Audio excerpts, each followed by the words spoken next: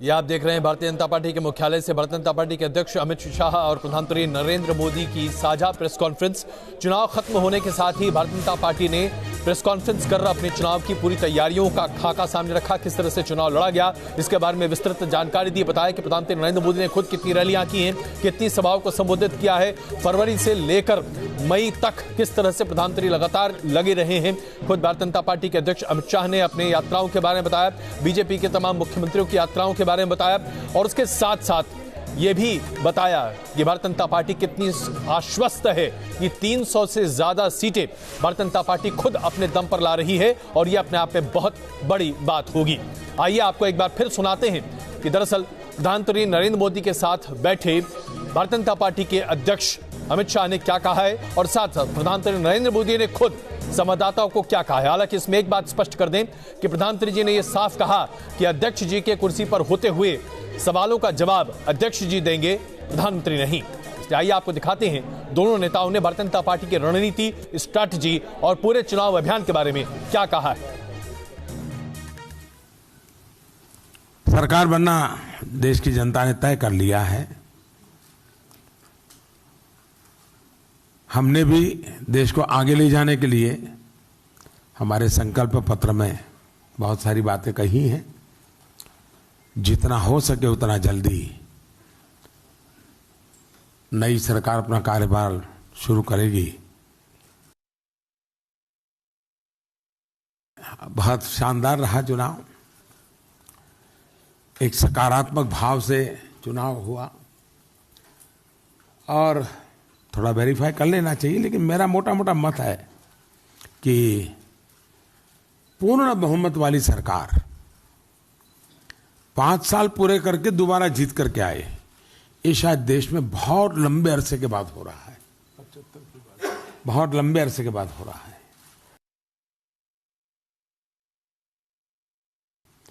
अब इतना बड़ा चुनाव चल रहा है, 2 चुनाव ऐसे गए 2009 और 2014 के आईपीएल मैच को भी बाहर ले जाना पड़ा था। आज जब सरकार सक्षम होती है तो रमजान भी चलता है, आईपीएल मैच भी चलता है, ईस्टर भी होता है, हनुमान जयंती भी होती है, राम जयंती भी होती है, नवरात्रि भी होता है, बच्चों के एग्जाम भी चलते हैं और चुनाव भी चल रहे हैं और सब कुछ, यानी ये हमारे देश की अपनी ताकत है। मैं इसको कोई सरकार की अमानत के रूप में पेश नहीं कर रहा हूं, ये भारत के गौरव की बात है। जब मैं चुनाव के लिए निकला तब ये मन बना करके निकला था और आज आखिरी सभा तक उसी बात को मैं बराबर अपने आप को उसी धार पे रखा हूं और मैंने देशवासियों को ये कहा था कि मैं आपके पास आया हूं धन्यवाद करने के लिए। 5 साल मुझे देश ने जो सहकार दिया, आशीर्वाद दिया, अनेक उतार चढ़ाव आए होंगे, अनेक मोड़ आए होंगे, लेकिन हर समय देश साथ रहा और इसलिए मेरे लिए चुनाव अभियान एक प्रकार से 5 साल का जनता जनार्दन के सहयोग का धन्यवाद अभियान था। बहुत सारे कार्यकर्ताओं के फीडबैक और हमारे फीडबैक के आधार पर मैंने 2 दिन भी पहले भी आप लोगों को बताया था, प्रधानमंत्री श्री नरेंद्र मोदी जी ने भी बताया है, मगर मैं फिर से एक बार आज रिपीट करना चाहूँगा कि 23 मई को जब चुनाव के नतीजे आएंगे, हम सभी भारतीय जनता पार्टी के कार्यकर्ताओं को पूरा भरोसा है कि हम 300 से ज़्यादा सीट जीतकर भारतीय जनता पार्टी पूर्ण बहुमत के साथ एनडीए की सरकार बनाने जा रही है और मोदी जी फिर से एक बार इस देश के प्रधानमंत्री बनने जा रहे हैं। आपने देखा भारतीय जनता पार्टी के अध्यक्ष अमित शाह और उसके साथ साथ प्रधानमंत्री नरेंद्र मोदी पहली बार ये दोनों एक साथ बैठे हुए थे। हालांकि प्रधानमंत्री ने पत्रकारों के सवालों का जवाब नहीं दिया। दरअसल उन्होंने शिष्टाचार की बात सामने रखी और कहा कि जब पार्टी के अध्यक्ष सामने बैठे हों तो अध्यक्ष जब जवाब दे रहे हों तो फिर कोई ही और व्यक्ति पार्टी का जवाब नहीं दे सकता, जो कि शिष्टाचार का कायदा है और ऐसा ही होता है, खास करके उन पार्टियों में जहां पर आप स्ट्रक्चर की बात करते हैं। ऐसे में हम आपको ये भी बता दें कि राहुल गांधी ने भी चुनाव प्रचार के समापन के साथ ही एक प्रेस कॉन्फ्रेंस किया था। आइए राहुल गांधी ने जो मुख्य बातें कही हैं वो भी आपको दिखा देते हैं। कांग्रेस पार्टी ने ऑपोजिशन का रोल ए ग्रेड प्ले किया है। हमने नरेंद्र मोदी को घेर दिया। नरेंद्र मोदी जो थे 2014 में, जो नरेंद्र मोदी का जो आइडिया था उसको कांग्रेस पार्टी ने डिसमेंटल कर दिया, खत्म कर दिया। नरेंद्र मोदी ने कहा था मैं भ्रष्टाचार के खिलाफ लड़ूंगा। मैंने आज उनके प्रेस कॉन्फ्रेंस में उनसे पूछा, देख लेना शायद जवाब दें ना दें। मैंने उनसे कहा देखिए आप डिबेट कीजिए मुझसे, मैं कहीं भी आ जाऊंगा। नरेंद्र मोदी जी डर गए, डिबेट नहीं कर पाए। देश भर में नारा चला है चौकीदार चोर है, कहीं भी आप बोल दीजिए। राहुल गांधी ने राफेल का मुद्दा अपने प्रेस कॉन्फ्रेंस में भी उठाया था। न्यूज नेशन से हमारे सहयोगी रविकांत ने यही सवाल भारतीय जनता पार्टी के प्रेस कॉन्फ्रेंस के दौरान सामने रखा और भारतीय जनता पार्टी के अध्यक्ष अमित शाह ने स्पष्ट तौर से कहा कि अगर राहुल गांधी को इसके बारे में कोई विशिष्ट जानकारी थी तो उन्होंने सुप्रीम कोर्ट में इस जानकारी को साझा क्यों नहीं किया। आखिरकार राहुल गांधी सिर्फ इसे राजनीतिक मुद्दा क्यों बना रहे हैं। हर तरह से भारतीय जनता पार्टी की सरकार को क्लीन चिट मिल चुकी है और किसी भी तरीके से राफेल के मुद्दे पर कहीं किसी धांधली की बात सामने नहीं है। यह बात भी हम आपको दिखाएंगे। लेकिन इसके साथ साथ एक बड़ा सवाल और उठाया गया। इस संवाददाता सम्मेलन के दौरान पूछा गया कि साध्वी प्रज्ञा ठाकुर, अनंत हेगड़े, इन जैसे नेताओं के बारे में क्या किया जाएगा। महात्मा गांधी के संबंध में जो बात उन्होंने कही थी, खास करके नाथूराम गोडसे के संबंध में, भारतीय जनता पार्टी के अध्यक्ष अमित शाह ने क्या कहा, देखिए। प्रज्ञा ठाकुर का कैंडिडेचर फर्जी भगवा टेरर के फर्जी केस के खिलाफ हमारा सत्याग्रह है। देश की सुरक्षा के साथ वोट बैंक की राजनीति के कारण कांग्रेस सरकार ने जो कॉम्प्रोमाइज किया, इसके सामने हमारा सत्याग्रह।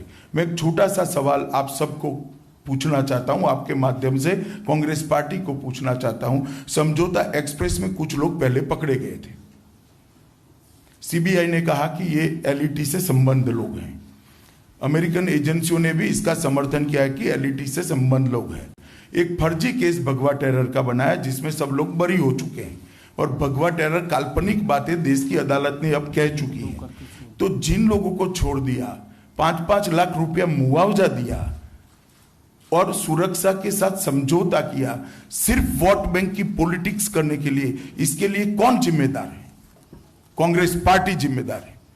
कांग्रेस अध्यक्ष ने आज भी मेरा मांग है कि ये जो घटना हुई है पूरी हिंदू संस्कृति को दुनिया में बदनाम किया है, देश की सुरक्षा के साथ आपने समझौता किया है, इसलिए कांग्रेस अध्यक्ष ने देश से माफी मांगनी चाहिए। साध्वी प्रज्ञा ठाकुर के संदर्भ में उन्होंने स्पष्ट तौर से कहा कि 10 दिनों की मोहलत दी गई है, जिसमें उनसे मांगा गया है इस बात का जवाब कि आखिरकार वो क्या सोचते हैं, यानी कि साध्वी प्रज्ञा ठाकुर, अनंत हेगड़े समेत तमाम लोग क्या सोचते हैं नाथूराम गोडसे के मुद्दे पर। उन्होंने क्यों ऐसे बयान जारी किए और साथ ही साथ ये भी कहा कि हिंदू आतंकवाद नाम का फर्जी शब्द कॉइन कर जो कांग्रेस ने ज्यादती की है उसके खिलाफ साध्वी प्रज्ञा ठाकुर की उम्मीदवारी दरअसल भारतीय जनता पार्टी का सत्याग्रह है। हमने आपसे कहा था कि राफेल के मुद्दे पर न्यूज नेशन ने प्रधानमंत्री नरेंद्र मोदी के सामने यह सवाल रखा था, क्योंकि राहुल गांधी लगातार इस सवाल को उठा रहे हैं। भारतीय जनता पार्टी के अध्यक्ष अमित शाह ने न्यूज नेशन के सवाल पर क्या जवाब दिया राफेल के मुद्दे पर, जरा देखिए। रविकांत, उनको कोई जानकारी ही नहीं, सिर्फ किस आधार पर वो आरोप? देखिए, मैं कई बार कह चुका हूं कि श्री राहुल गांधी के पास अगर कोई जानकारी थी तो उन्होंने सुप्रीम कोर्ट जब इस विषय पर सुनवाई कर रही थी, सुप्रीम कोर्ट को असिस्ट करना चाहिए था। कोरे पॉलिटिकल आरोप लगाने से आरोप लगते नहीं है। जिन पर आरोप लगाते हैं इनके चरित्र के आधार पर जनता निर्णय करती है। ना भारतीय जनता पार्टी की ये परंपरा है, ना इस प्रकार का कैरेक्टर है, ना हमारे नेता का है। तो कोई आरोप चिपकने का सवाल ही नहीं है। राफेल डील के अंदर डिफेंस प्रोक्योरमेंट प्रोसीजर के अंदर कहीं कॉम्प्रोमाइज नहीं हुआ है। कोई किसी भी प्रकार का फेवरेटिज्म नहीं हुआ है, ना एक कानी पाई का भी भ्रष्टाचार हुआ। तो ये देखा आपने किस तरह से आज प्रेस कॉन्फ्रेंस में पूरी तरीके से स्पष्टता के साथ बात रखी गई। आइए जरा आज के बड़े सवाल पर वापस लौटते हैं। बड़ा सवाल हम आपके सामने रखें उससे पहले आपने मेहमानों का तारुफ आपसे करा दें। मधु केशवर जी हमारे साथ हैं, कांग्रेस से अभय दुबे जी, संगीत रागी जी विचारक, डॉक्टर अजीज खान समाजवादी पार्टी से, आमिर हैदर जैदी साहब सीपीआई से और अजय गौतम जी धर्म को इस वक्त हमारे साथ। आप सबका स्वागत है। शुरुआत करूंगा मैं अभय दुबे जी आपसे। आपने देखा प्रधानमंत्री जी ने प्रेस कॉन्फ्रेंस में खुद तो कुछ बात नहीं कही, उन्होंने कहा कि अध्यक्ष जी के मौजूदगी में उनका कुछ कहना ठीक नहीं है, लेकिन भारतीय जनता पार्टी के अध्यक्ष ने स्पष्ट तौर से कहा कि फर्जी हिंदू आतंकवाद के मुद्दे पर जिस तरह से कांग्रेस ने मामला सामने रखा, ऐसे में साध्वी प्रज्ञा ठाकुर को सत्याग्रह के तौर पर उम्मीदवार के तौर पर सामने रखा गया है। जाहिर सी बात है, आप चाहे जो भी कर लीजिए, भारतीय जनता पार्टी अपने उम्मीदवार के साथ पूरे मजबूती के साथ खड़ी है।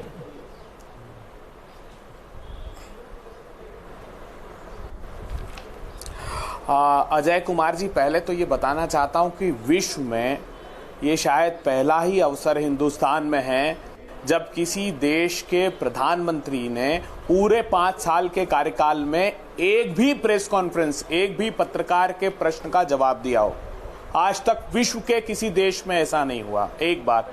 दूसरी बात मैं याद दिलाना चाहता हूं, राष्ट्रीय स्वयंसेवक संघ से ही पूछ लें अमित शाह साहब, उन्होंने प्रेस कॉन्फ्रेंस लेकर आरोप लगाया था कि ये जो आरोपी हैं ब्लास्ट के, ये लोग मोहन भागवत जी और इंद्रेश कुमार की हत्या का षड्यंत्र रच रहे हैं, हमारे पास पुख्ता प्रमाण हैं। ये कांग्रेस पार्टी ने प्रेस कॉन्फ्रेंस नहीं ली थी, मनमोहन वैद्य ने और राम माधव ने प्रेस कॉन्फ्रेंस ली थी। तो बीजेपी कम से कम आरएसएस से ही प्रमाण पूछ ले कि क्या प्रमाण है, क्या उन्होंने महाराष्ट्र एटीएस के पास वो प्रमाण देखे हैं। कितनी दुर्भाग्यपूर्ण बात है, इतिहास पुरुषों के साथ स्वतंत्रता संग्राम सेनानियों के खिलाफ एक नियोजित षड्यंत्र भारत की अस्मिता पर हमले का भारतीय जनता पार्टी ने रचा है, एक गुरिल्ला युद्ध किया है। रोज एक व्यक्ति आता है, महात्मा गांधी की आत्मा को आघात पहुंचाता है और फिर कहते हैं कि साहब उन्होंने माफी मांग ली। अनिल सौमित्र को तो आपने तत्काल प्राथमिक सदस्यता से निलंबित कर दिया, बाकी किसी बड़े नेता को आपने निलंबित नहीं किया। आप साक्षी महाराज को तो टिकट ही सिर्फ इसलिए इन्होंने वापस दिया क्योंकि उन्होंने संसद संगीत रागी जी इसका जवाब दे रहे हैं कि क्या वाकई में भारतीय जनता पार्टी को संघ परिवार से बात करनी चाहिए। अभय दुबे जी, आपने जो सवाल उठाया, संगीत रागी जी इसका जवाब दे रहे हैं। संगीत जी, देखिए, जो कुछ भी अभय जी कर रहे हैं वो आउट ऑफ कॉन्टेक्स्ट कर रहे हैं। और दूसरी बात, जो गोडसे के बारे में बात की जाती है, मैं एक ही बात कहना चाहूँगा कि गोडसे ने नाथूराम गोडसे ने गांधी के शरीर की हत्या, एक मिनट नहीं की थी। गांधी वो एक दूसरा संदर्भ था सर, वो दूसरा संदर्भ था, वो आउट ऑफ कॉन्टेक्स्ट उसको कोट मत कीजिए, वो दूसरे संदर्भ में वो प्रेस कॉन्फ्रेंस था। दूसरी बात, गोडसे ने गांधी के शरीर की हत्या की। के लिए तो एक मिनट नहीं, मालेगांव का मामला अलग था। एक की बता दूं, गोडसे ने गांधी के शरीर की हत्या की, कांग्रेस पार्टी ने उनकी आत्मा की हत्या की है, बार बार हत्या की है। कहां गया वो गांधी का स्वराज, कहां गया वो गांधी का स्वदेशी, कहां गया वो गांधी का क्रिश्चियन मिशनरियों के कहां गया वो हिंदी के जरिए बहुत स्पष्टता से बात करिए। मैं आपसे स्पष्टता चाहता हूं, क्या संगीत रागी नाथूराम गोडसे को देशभक्त मानते हैं? देखिए, सुन लीजिए, या ना? देखिए आप, मैं स्पष्टता, देखिए, मैं संगीत रागी जी के विचार चाहता हूं। मैं सुन लीजिए, मैं पत्रकार नहीं हूं जो हाँ और ना में आपको जवाब दे दूं। चलिए, विचारक के तौर पर बताइए, विचारक के तौर पर बताइए, क्या नाथूराम गोडसे ने गांधी की हत्या कर देशभक्ति का प्रमाण सामने रखा है? जी, पहली बार थे नाथूराम गोडसे, ये कहिए आप। पहली बात, आपके अनुसार मैं बात नहीं करूंगा ना, मुझे आप बोलने दीजिए जरा सा। पहली बार नाथूराम गोडसे ने गांधी जी की हत्या की, वो हत्यारा था, उसने नृशंस हत्या की है, इसमें कोई दो राय नहीं है। लेकिन गांधी जी की हत्या के पहले वो एक देशभक्त था, इसमें भी कोई दो राय नहीं है। वो कहता है उसके लिए भारत माँ, उसके लिए भारत माँ वंदनीय है, वो भारत माँ। सुन लीजिए सर, यानी कि आप नाथूराम गोडसे के जीवन को दो हिस्से में बांटते हैं। संगीत रागी जी, दो हिस्से हैं। संगीत रागी जी, अगर मैं क्या ये आपकी सोच है या हम इसे संघ के विचार माने? प्लीज, मैं संघ का कोई प्रवक्ता नहीं हूं, इसलिए आप तो मैं आपकी सोच के आधार पर मानता हूं। आप मानते हैं कि नाथूराम गोडसे के जीवन का दो हिस्सा है।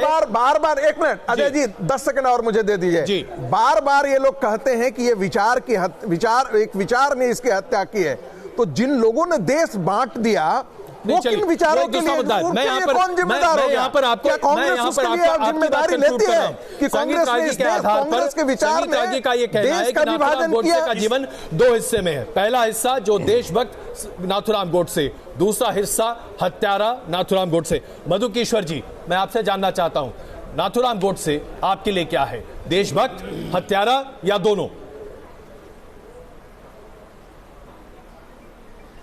इसमें दो राय नहीं है कि नाथूराम गोडसे उतने ही देशभक्त थे जितने सुभाष चंद्र बोस थे या भगत सिंह थे जिन्होंने असेंबली में बम फेंका। वो दोनों, सुभाष चंद्र बोस और भगत सिंह जी, दोनों गांधी से मतभेद रखते थे, जैसे बंगाल रेवोल्यूशनरीज भी रखते थे। और उन्होंने अगर गांधी जी की हत्या की तो इसलिए मैं मर्डर को कंडोन नहीं करती। मुझे लगता है कि गोडसे जी का सेंटिमेंट बहुत जायज था गांधी के खिलाफ, क्योंकि जितने भी पार्टीशन रेफ्यूजी थे, चाहे बंगाल के रेफ्यूजी थे जो ईस्ट बंगाल से आए या पंजाब से आए या सिंध से आए, वो सब लाखों उजड़े घर से बिछड़े लोग और लुट-पुट के आए लोग, जहां लाखों स्त्रियों का शील भंग हुआ, रेप हुए, बच्चे मारे गए। सुनिए, वो सब उस सेंटिमेंट में उस वक्त। तो आप ये कहना चाहती हैं कि ये क्राइम ऑफ पैशन था, क्योंकि गांधी ने देश को, मदर इंडिया को, भारत माँ को वाकई बिट्रे किया। जिस किस्म का पार्टीशन मधुकेश्वर ये कह रही है कि महात्मा गांधी ने देश के साथ गद्दारी की, बिट्रे किया। मेरी डेड बॉडी पर मधुकेश्वर जी, आप ये कह रही हैं कि महात्मा गांधी ने देश के साथ गद्दारी की 1947 में। हाँ, आप ये कह रही हैं जैसा पार्टीशन हुआ। मधुकेश्वर जी, मैं आपसे एक बार फिर पूछना चाहता हूं ताकि ये बात बिल्कुल स्पष्ट रहे। आप नेशनल टेलीविजन पर यह कहती हैं कि महात्मा गांधी ने देश के साथ गद्दारी की। मधुकेश्वर जी, मैं कह रही हूँ बिट्रेयल का है। Don't put words in my mouth. So please tell me what is the Hindi of this? Please give me a Hindi translation of this. क्योंकि गांधी ने Please give me a Hindi translation of this, Madhukeshwar ji. What is betrayal for you? Body पे partition होगा। Madhukeshwar ji, what is betrayal for you? How did Mahatma Gandhi betray the nation?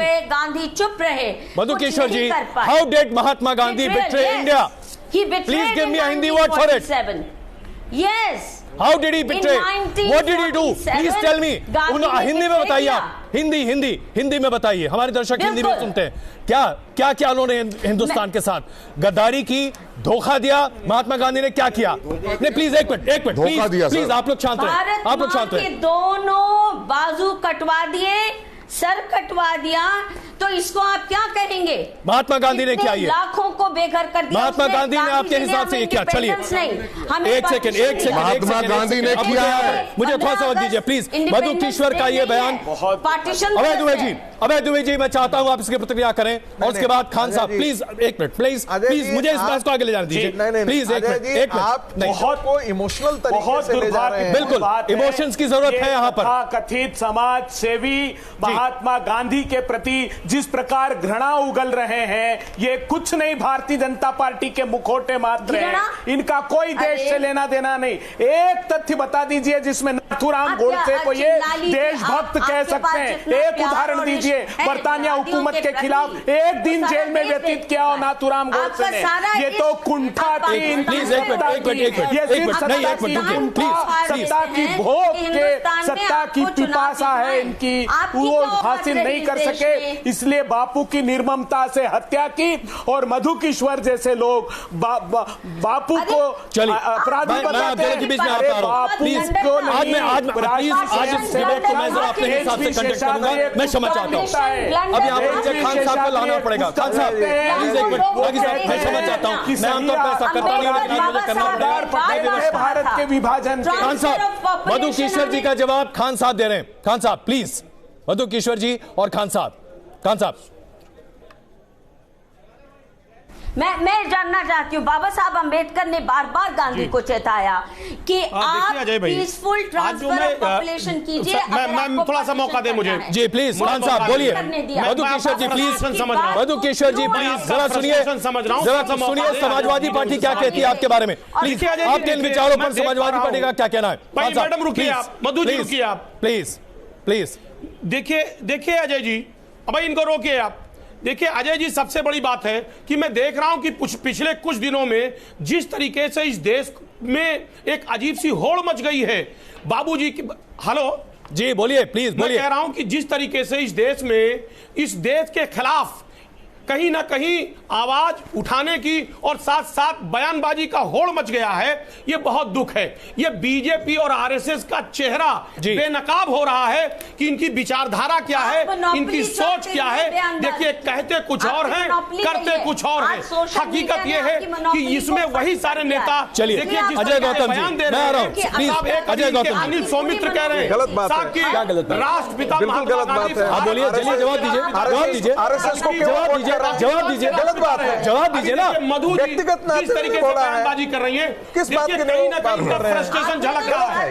ये किस तरीके sir allow me ना sir, चलिए sir सबको सुन लिया, हमें भी 10 सेकंड दीजिए। खान साहब प्लीज एक मिनट खान साहब प्लीज। अजय गौतम जी, लोग सर सुनिए जी, जब सेकंड वर्ल्ड वार के बाद में ये डिक्लेयर हो गया था कि भारत आजाद होगा। अजय गौतम जी, सर अजय गौतम जी मुद्दे पर आइए। सर मैं मुद्दे की बात कर रहा हूं। महात्मा गांधी को मारने वाला व्यक्ति क्या अपने जीवन में पहले देशभक्त और बाद में हत्यारा? सर महात्मा गांधी को मारने वाला व्यक्ति हत्यारा ही हत्यारा, क्या कहते हैं आप? नाथूराम गोडसे मेरी नजरों में महात्मा गांधी को मारने से पहले भी देशभक्त था और महात्मा गांधी के वध के बाद भी वो देशभक्त था। मां भारती का सच्चा वध कह रहे हैं, मैं कह रहा हूं उसका वध था राष्ट्र के निर्माण के लिए आवश्यक, नोट करना आवश्यक है।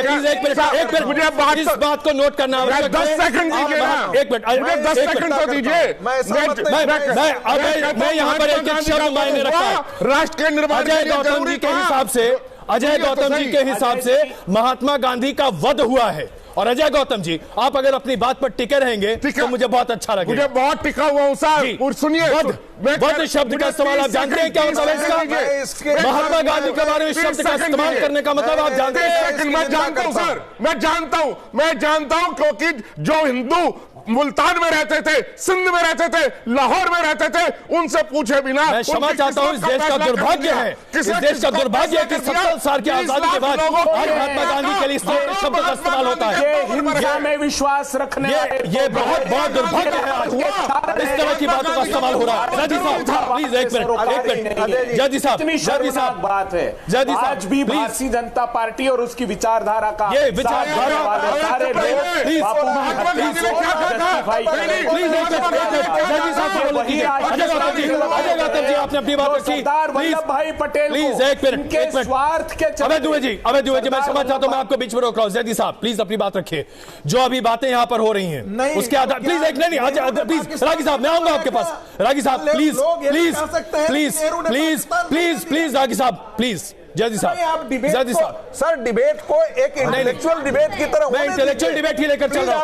आप इस डिबेट को इंटेलेक्चुअल ही कहेंगे क्योंकि इंटेलेक्चुअल ही है। जहां एक व्यक्ति महात्मा गांधी के हत्या को वध कहता है, जहां पर नाथूराम गोडसे को जस्टिफाई किया जा रहा है, हम उसी बात में बहस कर रहे हैं, उसके अलावा कुछ नहीं बहस कर रहे हैं। जहां महात्मा गांधी को बिट्रे कहा जाता है, nation has been betrayed by Mahatma Gandhi, ये बात अपने आप में देखने वाली है, ये देखने वाली बात है। और इसके बारे में हमें बहस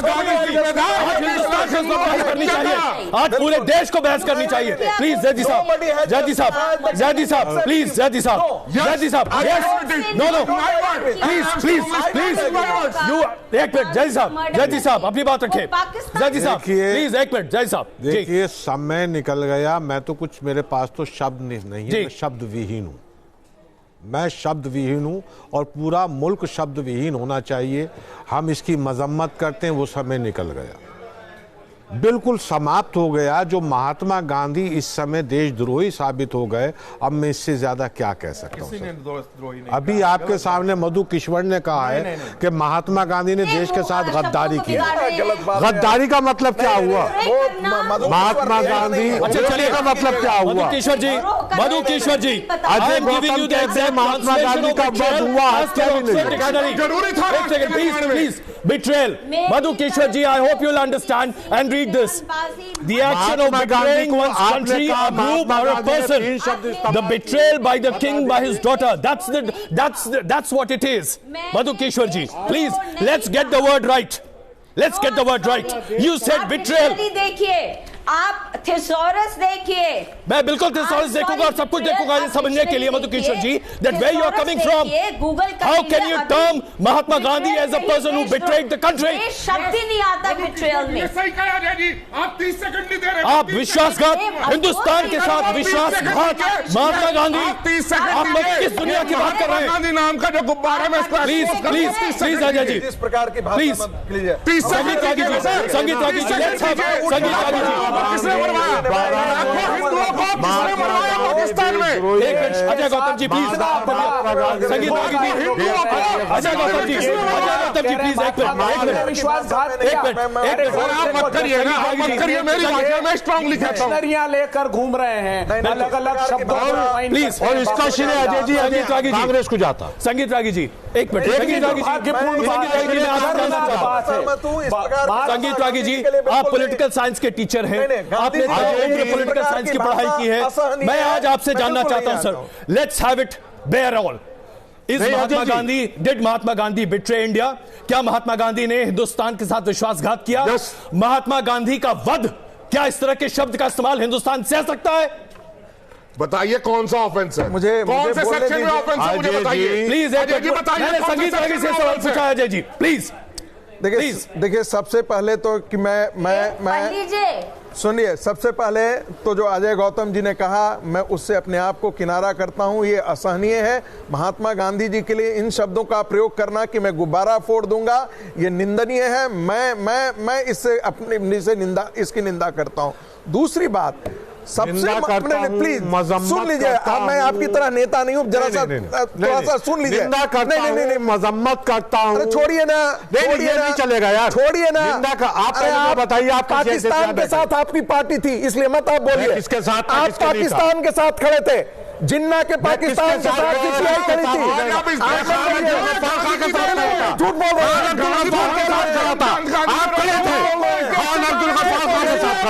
और ये नहीं चलेगा। आखिरी कमेंट के लिए आपके पास आ रहा हूं। नेशन को आगे बढ़कर क्या कांग्रेस पार्टी, अजय गौतम, क्या कांग्रेस पार्टी, प्लीज एक minute time out, please time out. Abhay Dubey ji, क्या कांग्रेस पार्टी इस मुद्दे को लेकर देश के कोने कोने में जाएगी? जिस देश में आज महात्मा गांधी के लिए कहा जाए कि ही बिट्रेड द नेशन, जिस देश में जिस देश में यह कहा जाए कि महात्मा गांधी का वध हुआ था, will Congress party go to the corners of this country?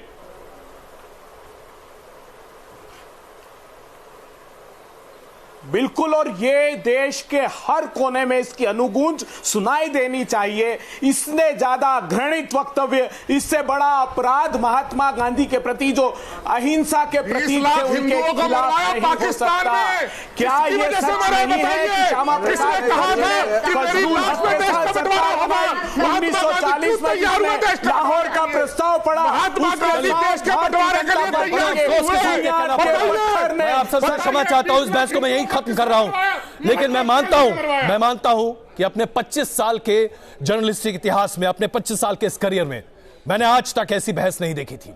जिन शब्दों का इस्तेमाल आज इस मंच पर हुआ है, न्यूज नेशन न सिर्फ उसकी निंदा करता है बल्कि उसके साथ किसी कीमत पर खड़े होने को तैयार नहीं है। और व्यक्तिगत तौर पर मैं अपने सभी दर्शकों से क्षमा मांगता हूं। इस तरह के शब्दों का इस्तेमाल महात्मा गांधी के लिए कोई भी किसी भी हालत में कभी नहीं कर सकता, और मैं अजय कुमार इसकी घोर निंदा करता हूं।